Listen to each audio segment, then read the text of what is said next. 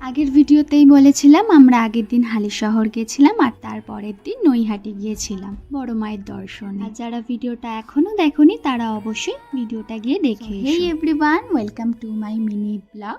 So যারা আমার video first থেকে দেখো তারা অবশ্যই জেনে থাকবে যে এর আগেও আমি একবার বড় মায়ের কাছে গিয়েছিলাম। এটা আমি সেকেন্ড টাইম বড় মায়ের দর্শনে গিয়েছি।